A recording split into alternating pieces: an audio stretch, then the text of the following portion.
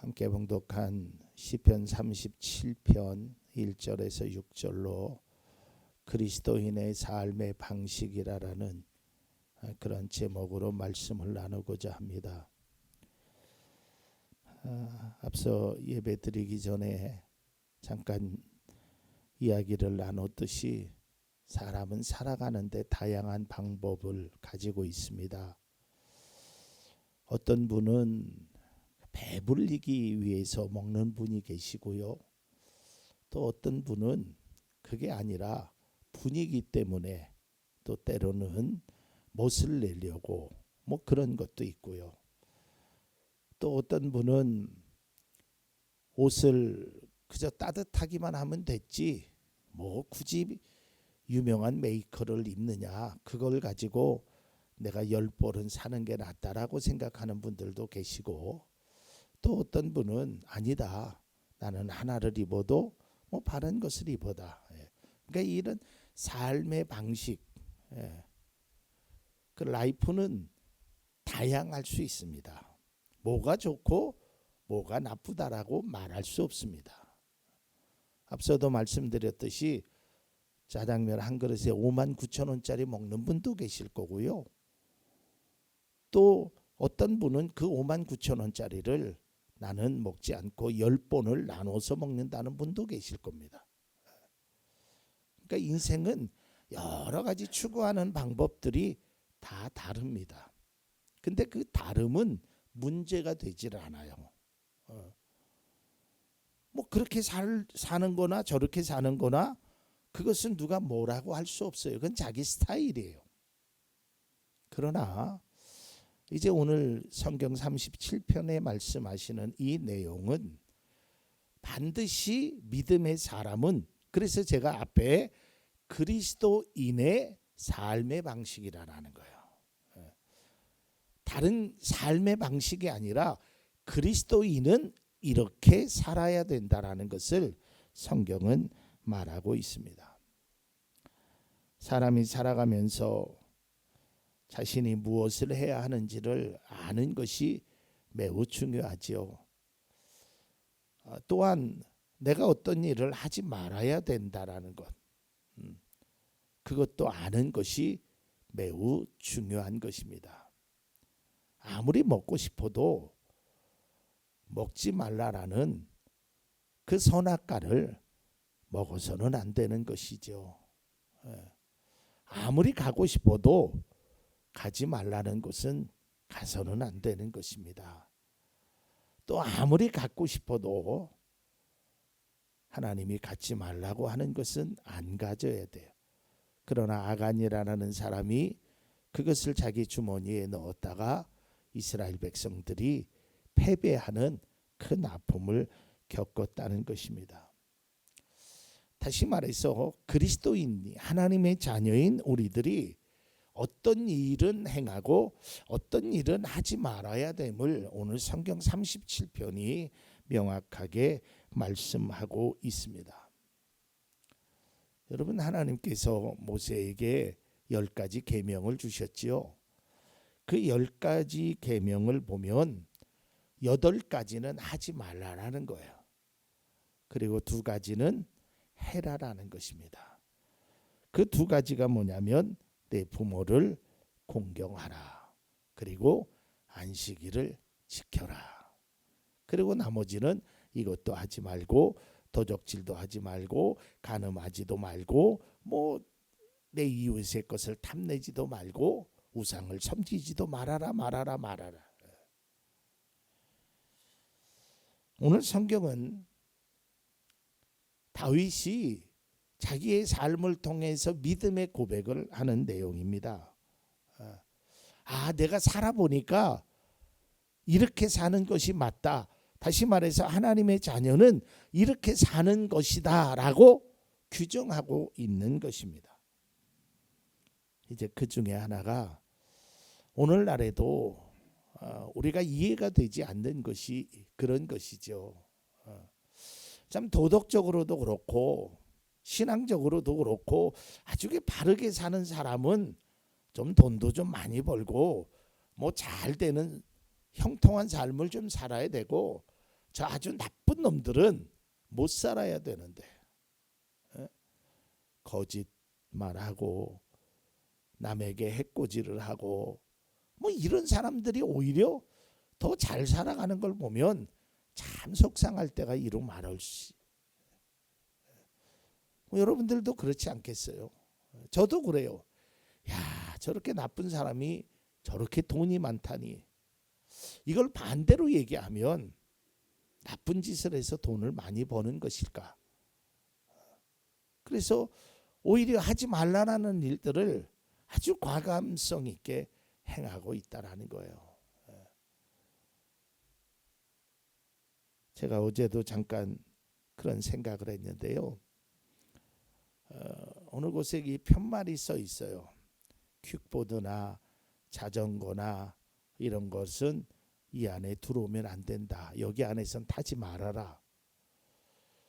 근데 버젓이 초등학교 아이가 그거를 타는 거예요.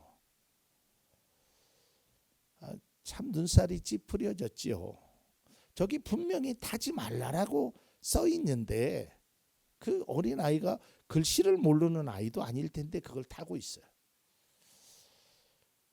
그 마음이 속상했는데 한편으로는 어린 아이니까 그럴 수도 있겠지 이랬는데 거길 나올 때 보니까 한 60대 후반 되는 어르신이 자전거를 타고 있는 거예요. 거기서 또. 야, 이건 정말 아니다. 어린 아이는 철 몰라서 그렇다고 하더라도 거기 편말도 가운데다 크게 써붙여 놨는데 거기를 자전거를 타고 들어오는 60이 넘으신 분의 모습을 보면서 참 씁쓸한 생각을 가져보았습니다.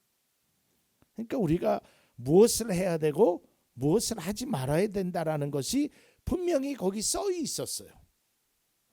여기는 걸어만 다니는 곳입니다 라고 쓰여 있어요.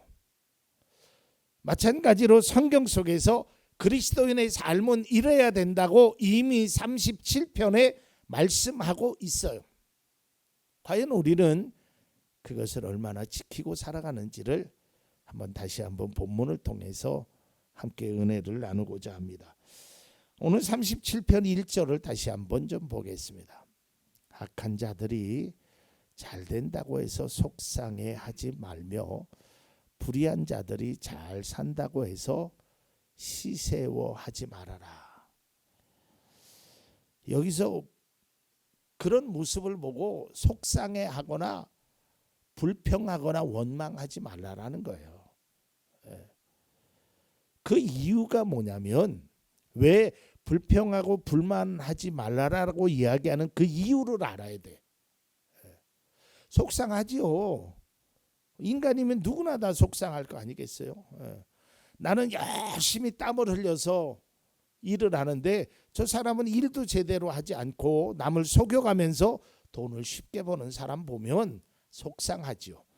그런데 왜 이것을 하지 말라라고 다윗이 그렇게 말하고 있느냐 하면 그 이유는 그러한 분냄과 불평이 나에게 유익하지 않기 때문에 그래요. 그래서 37편 8절에 이렇게 얘기하면 노여움을 버려라. 격분을 가라앉혀라. 불평하지 말아라. 이런 것들은 오히려 악으로 기울어질 뿐이다. 그러니까 우리가 그런 것을 불평하고 원망하고 시세하면 결국은 그 분노가 불평이 나를 악으로 기울어지게 한다라는 거예요. 나에게 손해라는 거예요. 그렇게 한다고 해서 내가 바뀌지 않는다는 거예요. 다른 사람이 그렇게 하니까 나도 그렇게 한다라고 해봐야 그것이 오히려 바람직한 일이 안 된다는 것입니다. 세상을 살아가면서 모두가 다 행복하기를 원합니다. 모두가 다 편안한 삶을 원하고 있습니다. 하지만 그 편안한 삶을 위해서 가치관이 무너지는 것은 또한 우리의 신앙이 무너지는 것은 그것은 결국은 우리에게 손해라는 겁니다. 하나님을 부인하고 살아가는 사람들이 돈도 잘 벌고 돈도 잘 쓸고 뽐내고 때로는 사람들을 무시하기도 하지요. 그럴 때면 그 모습을 바라보면 참 속상하기도 하지요. 그렇다고 해서 그런 모습을 보면서 불평하거나 시기하는 것은 결국 나를 악의 수렁텅이로 빠지게 만든다는 것이죠. 과거에 사람을 많이 죽인, 그래서 결국 사형의 형장으로 가는 그 사형수들의 그 이야기를 들어보면 왜 사람을 많이 죽였냐면 그런 증오심이 이 안에 불타오르는 거예요. 야, 저런 것들은 부모를 잘 만나서 저 사람은 세상에서 못된 짓은 다 해가면서 저렇게 악랄하게 돈을 벌어서 그 증오심이 불타오르는 거예요. 그래서 그냥 아무 이유 없이 알지도 못하는데 좋은 차를 타고 다닌다는 이유 하나만으로 사람을 죽이는 거예요. 그리고 심지어는 여러분 생각해 보세요. 사람의 목숨이 얼마나 귀한 것입니까? 그런데 사람을 죽일 때 심지어는 이렇게 죽였어요. 오늘 이 둘레길에서, 이 산길에서 7번째 사람은 내가 무조건 죽인다. 그러고 사람을 죽였어요. 아니, 나하고 원한이 있는 사람도 아니에요. 그 사람이 남자인지 여자인지 어떤 사람인지도 몰라요. 그저 7번째 온다라는 이유로 당첨하고 사람을 죽이는 거예요. 왜 그랬어요? 뭐 안에 불평이 있어서 그래요. 이런 더러운 세상 다 죽여버리고 말을 거야. 어떻게 됐습니까? 결국 자기는 사형장으로 끌려가고요. 그 사람은 세상을, 피해자는 아무 이유도 없이 세상을 떠나는, 또 거기에 가족들은 얼마나 분통을 느끼겠어요. 모두에게 다 속내라는 것입니다. 물론 세상이 공평하지 못하고 불의로 남을 속이고 살아가는 사람이 잘 사는 모습을 볼 때 불평이 생기곤 하고 나도 모르게 원망의 소리가 저절로 나오게 됩니다. 또 이러면 안 되는데 라고 다짐하지만 행악자들이 오히려 부럽다는 생각도 들 때도 있지요. 그리고 내가 지금 걷고 있는 믿음의 길이, 삶의 방식이 잘못되었나 하는 착각이 들 때도 있을 겁니다. 그러나 오늘 이 시편 37편의 말씀을 통해서 우리가 삶의 방식을 한번 바꿔보자. 이런 것들은 버리고 이렇게 한번 살아보자라는 그런 말씀을 드리고자 합니다. 첫 번째는 삶에 대한 비교를 하지 말아야 됩니다. 여러분, 우리가 이 비교 의식에 빠지게 되면 열등감 또는 교만감이 우리에게 찾아오게 됩니다. 뭔가를 비교하기 시작하면 내가 초월하게 느껴지든지 아니면 반대로 내가 우월하게 느껴지게 됩니다. 그렇게 되면 어떤 생각이 드냐면 자격지심이라는 걸 갖게 돼요. 나는 이런 집에 여태껏 살아가면서 아무런 문제가 없었는데 어떤 집에 가서 그 상황을 보고 나니까 내 집이 초라하게 느껴져요. 집만 초라하게 느껴지면 그나마 괜찮아요. 내 남편이 무능하게 느껴져요. 내 자녀가 꼴도 보기 싫어져요. 이러한 모습은 결국에는 나의 나약한 모습을 발견할 수 있게 돼요. 결국에는 내가 악으로 치닫게 돼요. 여러분 물건 같은 거는 비교하며 사야지요.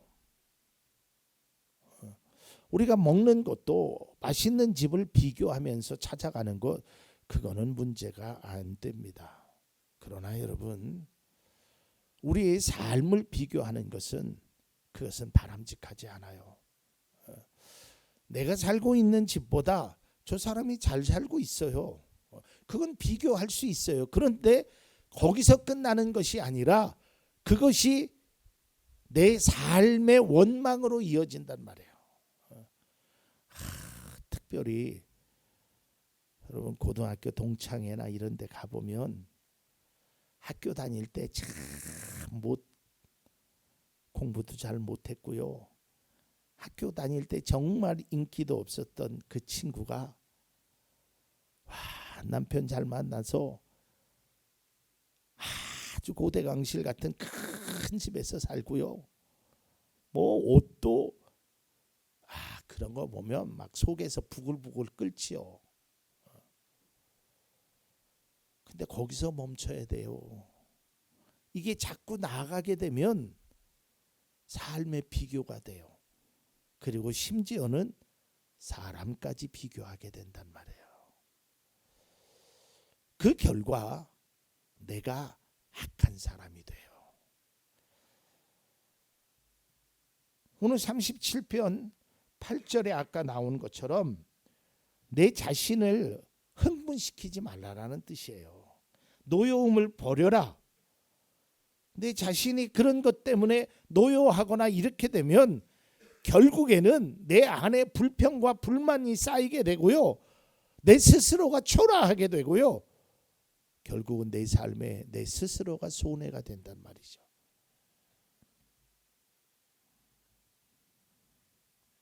잠언 24장 19절에 이렇게 쓰여 있습니다.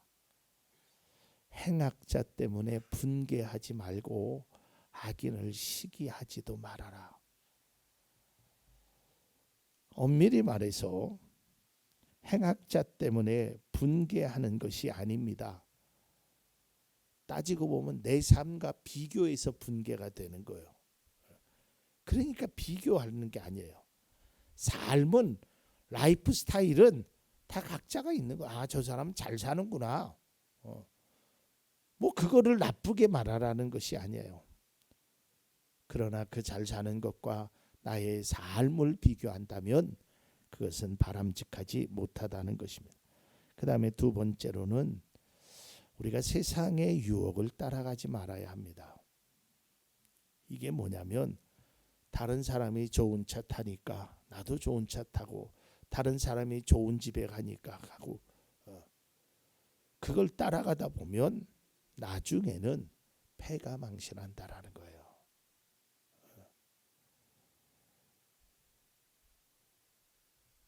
어느 때는 우리만 어리석다고 생각하는 거예요. 야, 저 사람들 저렇게 살아? 그래, 나도 적당하게 살지 뭐. 그러고 가는 거예요. 근데 이게 뭐 머피의 법칙인지 뭔지는 몰라도 참 이상한 일이 있어요. 제가 대학 다닐 때요, 저희 과에 그 좀 재미난 친구가 하나 있었어요. 그 친구는 거의 수업을 안 들어와. 그리고 근데 출석은 100%야. 수업은 안 들어오는데. 내가 봐도 이렇게 둘러보면 그 친구는 없어요. 근데 그 친구 이름 부를 때 꼭 누군가가 대답을 해줘. 그리고 수업도 안 들어오는데 성적도 괜찮게 나와. 그리고 심지어는 제 앞에서 이렇게 얘기해. 형, 내 학점 봐. 아니 출석도 안 하고. 그러니까 속상하더라고. 그래서 나도 언젠가 그래, 저 녀석도 출석도 안 하는데 나도 수업하기 싫어서 내 아는 애한테 한번 부탁을 했어요. 야, 이현구 하면 네가 대신 좀 대답해라. 그랬더니 알았다 그랬어요. 근데 그 시간에요, 교수님이 하나하나 다 일어나라고 하는 거야. 그래서 걸렸어요.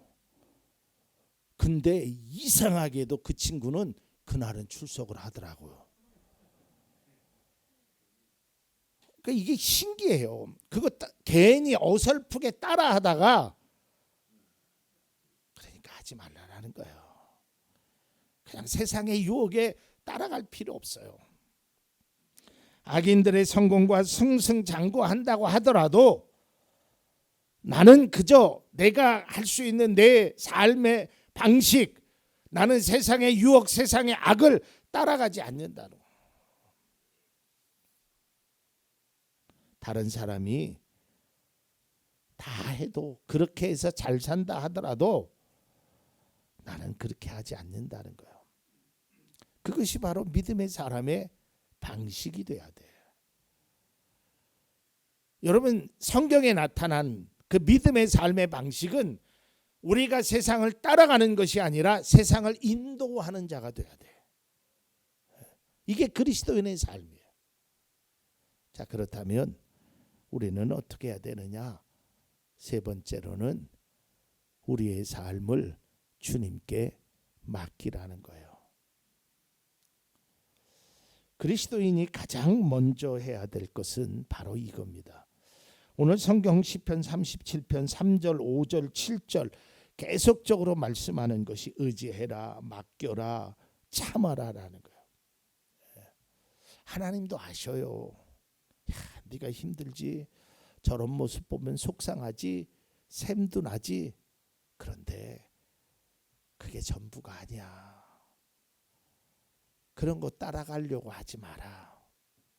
그런 거 바람직하지 않은 거야 라고 말하고 있다라는 거예요.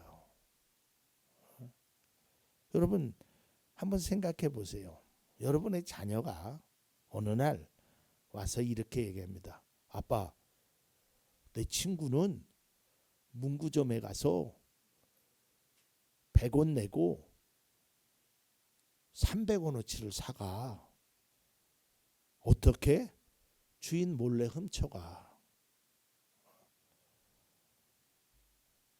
여러분, 초등학교 아이들이 문구점에 가면 그런 일을 해요. 저는 직접 제가 경험해 봤어요. 제가 신혼 때 문구점을 한번 차려봤거든요. 그래서 한번 눈여겨봤어요. 그 예쁜 샤프가 있거든요. 그거를 10개를 딱 진열해 놨어요. 근데 팔기는 2개 팔았는데 남는 거는 6개밖에 안 남더라고. 벌써 2개는 누군가의 손에 들어갔다라는 거예요. 만약에 아이가 와서 아빠 100원 갖고 300원어치를 벌어 라고 얘기한다면 그래 너도 그렇게 해라라는 부모가 어디 있겠냐 이 말이에요. 에? 그건 못된 짓이야. 그렇게 하는 건 바람직하지 않아. 차라리 아빠한테 돈을 달라고 해. 이게 부모의 마음 아니겠습니까? 하나님도 마찬가지야. 야, 악인들이 그렇게 사는 거 그거 부러워할 것 없어. 그저 너는 나에게 맡겨라 라는 것입니다. 또한 우리가 진정 하나님의 자녀라면, 주님을 믿고 따른다면 우리의 삶을 맡겨야 되는 것입니다. 내 길을 여호와께 맡기라. 이것이 다윗의 고백입니다. 하나님께서 나의 미래를 온전히 맡기라는 것입니다. 맡기면 해주신다는 거예요. 수고하고 무거운 짐진 자들아 다 내게로 오라라는 것이에요. 그걸 맡기라는 것입니다. 어렵다고 해서 절망하지 않고 좋은 일이 있다고 해서 들뜨지 않고 그냥 하나님 앞에 모든 것을 맡기면 나가는 거예요. 그러면 그 길이 늦은 것 같아도 늦지 않아요. 왜냐고요? 바르기 때문에 그래요. 마지막 4번째입니다. 세상의 소리가 아닌 하나님의 소리를 들어야 합니다. 시편 37편 7절 말씀은 이렇게 기록되어 있습니다. 잠잠히 주님을 바라고 주님만을 애타게 찾아라.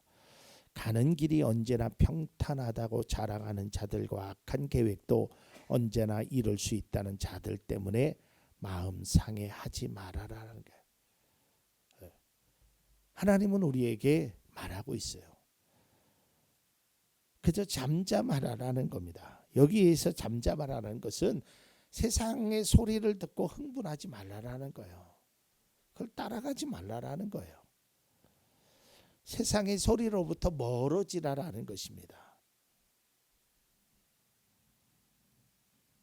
세상의 소리는 그리스도인들을 고리타분하고 융통성이 없다고 말할 수 있을 겁니다. 또 비아냥거릴 수도 있어요. 야, 이번 한 번만 눈 탁 감어. 요번 한 탕만 탁 하면 네 인생이 달라질 거야. 팔자가 필 거야. 여러분 아무리 그래도 그런 것을 따라가면 안 됩니다. 늦어도 바른 길을 가야 돼요. 그것이 나를 위해서도 좋고요. 내 자녀를 위해서도 훨씬 좋은 길입니다. 말씀의 결론을 맺고자 합니다. 지금 여러분이 걷고 있는 길이 때로는 힘이 들 것입니다. 상황도 어려움이 있을 걸 압니다. 때로는 포기하고 싶고 때로는 좌절과 불평과 원망이 있을 겁니다. 왜 내 인생은 이렇게 쉽지 않을까? 꼬이고 꼬일까? 저도 그 심정을 압니다. 왜냐하면 저도 그 과정을 겪어봤기 때문에 앞이 캄캄했어요. 저렇게 살고 싶다라는 유혹마저도 들었어요. 그러나 제가 그렇게 살았다면 아마 이 자리에 서지 못했겠지요. 그리고 그때는 정말로 깜깜했어요. 기미가 하나도 보이지 않았어요. 그러나 그저 믿음 안에서 하나님의 뜻을 이루려고 그저 작은 몸부림이라도 행하니까 지나고 나니까 하나님이 이렇게 해주시더라고요. 이거는 저뿐만 아니라 모든 믿음의 사람들에게 공통적으로 행하시는 하나님의 사랑입니다. 우리가 진정으로 하나님을 믿는다면 하나님께서 이러한 은혜를 주실 것입니다. 결론의 말씀입니다. 시편 37편 23절에 24절 말씀입니다. 우리가 걷는 길이 주님께서 기뻐하시는 길이면 우리의 발걸음을 주님께서 지켜주시고 어쩌다가 비틀거려도 주님께서 우리의 손을 잡아주시니 넘어지지 않는다. 23절을 다시 한번 보십시오. 우리가 걷는 길이 주님께서 기뻐하시는 길이면 됩니다. 그러면 우리의 발걸음도 지켜주시고 우리가 비틀거리더라도 우리의 손을 잡아주셔서 우리가 넘어지지 않는 겁니다. 사랑하는 성도 여러분, 그리스도인의 삶의 방식은 세상을 따라가는 것이 아니라 세상을 인도하고 하나님의 뜻을 따라가는 그것이 그리스도인의 삶의 방식입니다. 이제 우리는 하나님이 기뻐하시는 그 길을 따라 걷는 우리 모두가 될 수 있기를 바랍니다. 그래서 하나님이 주시는 그 평안으로 그 위로로 모든 것들이 회복되고 비틀거려도 넘어지지 않습니다. 죽을 것 같아도 죽지 않습니다. 망할 것 같아도 쓰러질 것 같아도 쓰러지지 않습니다. 왜냐하면 하나님이 지켜주시기 때문입니다.